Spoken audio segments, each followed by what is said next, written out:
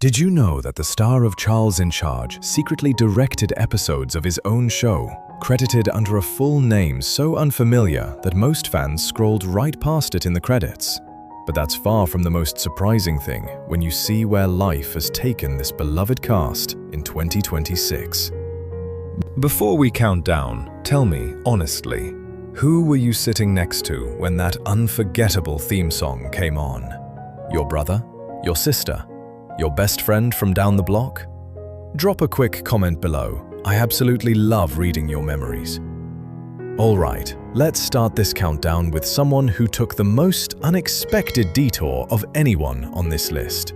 Before he became everyone's favorite lovable goofball on Charles in Charge, this man was already a household name. And what he did after the cameras stopped rolling, you won't believe it. If you watched Charles in Charge, you remember Buddy Lembeck, that big-hearted, hilariously clueless best friend who could steal any scene without even trying. The man behind Buddy is Albert William Upton, but the world knows him as Willie Aames. Long before Charles in Charge, he was already a star, playing Tommy Bradford on the beloved ABC family drama 8 is Enough, one of the most watched shows of the late 1970s. Today, Willie is 65 years old. And here's where his story takes a turn nobody saw coming. After Hollywood, Willie became a 6-star cruise director for Regent 7 Seas and Oceania Cruises, sailing the world, visiting over 127 countries. 127. But the sea couldn't keep him forever. In 2024, Willie returned to Hollywood, starring in the dark comedy Armageddon Road, a film set in 1976 Las Vegas and directed by Karen Lamb. He now splits his time between Los Angeles and Vancouver with his wife Winnie. From teen idol to world traveler to filmmaker, turns out Buddy Lembeck was the most interesting guy in the room all along. But if you think Willie's path was surprising, wait until you hear what happened to the woman who played the mother of the Powell family and why she quietly disappeared from your screen. The woman who held the Powell household together on screen. Off screen, she married into one of Hollywood's most dangerous careers. Sandra Kearns, born Sandra Borgsmiller, played Ellen Powell, the devoted mum holding the Powell household together while her husband served overseas. She joined Charles in Charge when the show was reborn in syndication in 1987 and became the warm, steady heart of that second family. Sandra is 76 now and hasn't appeared on a screen since 1993. Over 30 years. Most actresses would call that a tragedy. She'd call it a choice. And here's what nobody knew. All those years, Sandra was married to a Hollywood stuntman, Hubie Kearns Jr. They tied the knot in 1975. That's over 50 years together. And their daughter Callie followed in her father's footsteps, becoming a stunt performer herself. Sandra chose her family over fame and built a beautiful life in Pacific Palisades, far from the cameras. Sandra traded the screen for family. This next guy, he traded the studio lot for a car lot, literally. Jonathan Ward played Douglas Pembroke, the quirky, sarcastic middle child of the Pembroke family in Season 1. Before Charles in Charge, he'd already made his Broadway debut at 8 years old, playing Michael Darling alongside Sandy Duncan in Peter Pan. Today, Jonathan is 56 years old, and he hasn't been on a screen in decades. When CBS cancelled Charles in Charge after Season 1, Jonathan had already signed on to another show, so when the series came back in syndication, it was too late. He couldn't return, and the entire Season 1 cast was replaced, along with him. He went on to star in the cult film Mac and Me and the beloved Steel Magnolias, but by the mid-90s, he walked away from acting for good. And here's the wonderful part. On the Charles in Charge set, young Jonathan fell in love with cars, starting with a certain Porsche he admired. That obsession eventually became his career. Today, he builds and restores classic automobiles far from the spotlight. Today, Jonathan builds and restores vintage automobiles far from the spotlight. I have to be honest, there's something weirdly satisfying about a child actor who just said, "Nah, I'm going to go fix a Porsche instead." Jonathan walked away and never looked back. But the next season 1 kid who left, she walked towards something. She once shared the screen with movie stars. Then she disappeared and became someone who helps children for a living. April Lerman played Lila Pembroke, the boy-crazy older sister of the Pembroke family in season 1. Before that, at just 13, she played the orphan Kate in the 1982 movie musical Annie. Today, April is 57 years old, and her life after Hollywood, it went in a direction nobody expected. After leaving acting, she attended Pepperdine University's School of Law and passed the California bar in 1995, but chose not to practice. Instead, she went back to school, earned a master's in counseling psychology from the University of Santa Monica, and became a school counselor, working with children from kindergarten through 8th grade.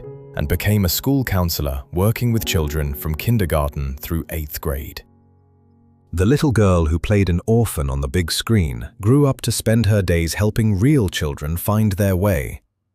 How many child stars do you know who walked away from Hollywood and ended up helping other kids instead of needing help themselves? Speaking of Hollywood families, our next cast member carries one of the most famous last names in entertainment history. And she holds a record in sitcom history that has never been matched. If the last name Travolta makes your ears perk up, it should. Ellen Travolta played Lillian Charles's widowed mother, who became a central character in the syndicated run. And if Lillian felt like the most natural TV mom you'd ever seen, there's a reason for that. Ellen had already played Scott Baio's mother twice before as Louisa Arcola on Happy Days and again on Joni Loves Chachi. 3 different shows, 3 different characters, same mother and son. That's a sitcom record that has never been broken. Today, Ellen is 86 years old, and yes, she is the eldest sister of John Travolta. All 6 Travolta siblings went into acting, every single one. Their mother, Helen, was a singer turned drama teacher who made sure of it. And in 1978, Ellen appeared alongside her famous little brother in Grease. That's a family Christmas dinner you'd want an invitation to. A woman who carried one of the biggest names in Hollywood and quietly built her own legacy, one family sitcom at a time. He was the youngest person on the entire set, too young to have much to do between takes.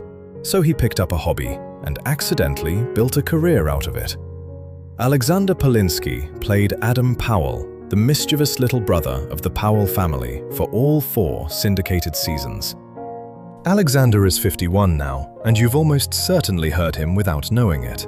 He became a voice actor, bringing to life Control Freak in Teen Titans, Eggert in the Ben 10 franchise, and Darrington in Nickelodeon's Blaze and the Monster Machines. And remember those empty hours between takes? Little Alexander started doing arts and crafts on set, and just kept going. That childhood pastime led him to train as a master mold maker at a special effects studio, where he helped create movie props, including a replica of Jim Carrey's mask from The Mask. From the littlest kid on set to the man behind your favorite cartoon voices and Hollywood props. Not a bad second act. She was the quiet one, the bookworm, the sister with the poem in her pocket. But off-screen, this young actress had already given up an entirely different dream to be here.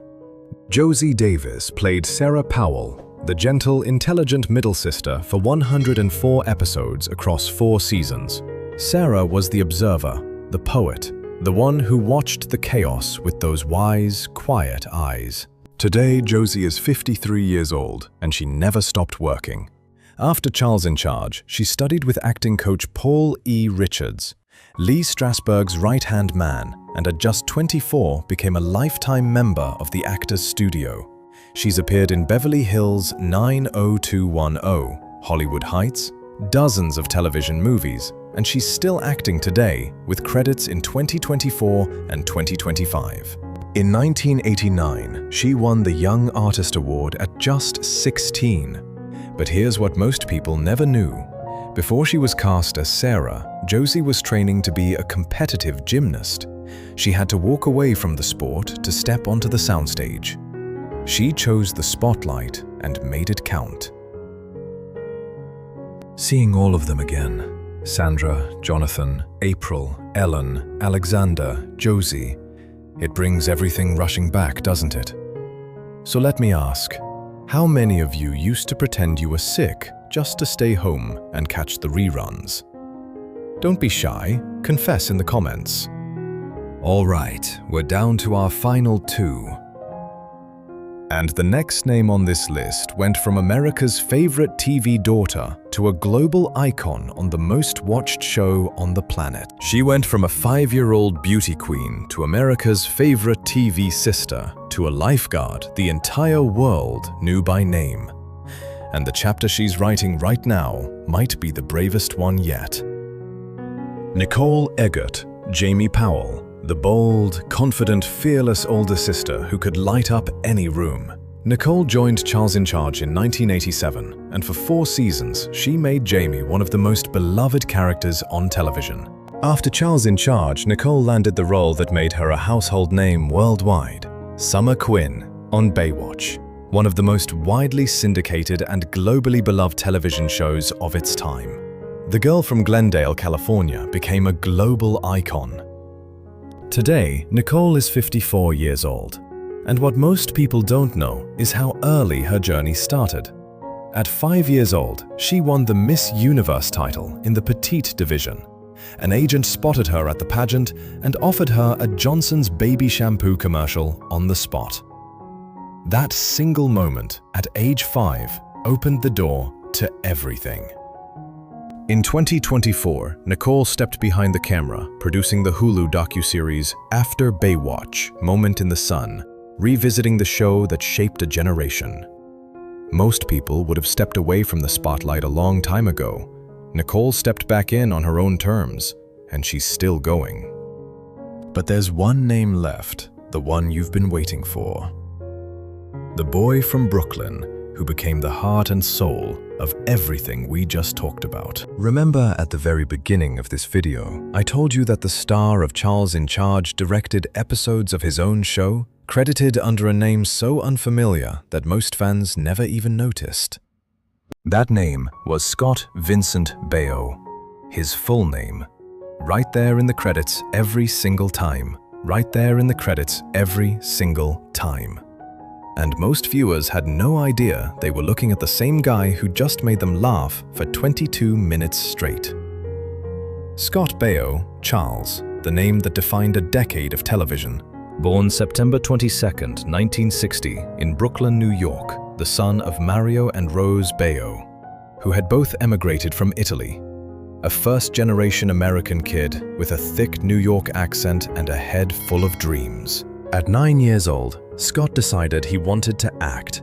At 15, he beat out 2,000 other kids for the lead in the musical film Bugsy Malone. 2,000. He was the one. The next year, he was cast as Chachi Arcola on Happy Days, and overnight became one of the biggest teen idols in America. At his peak, Scott received 5,000 fan letters every single week. 5,000. That Brooklyn accent and that windswept hair had half of America writing to a fictional address. And then came Charles in Charge.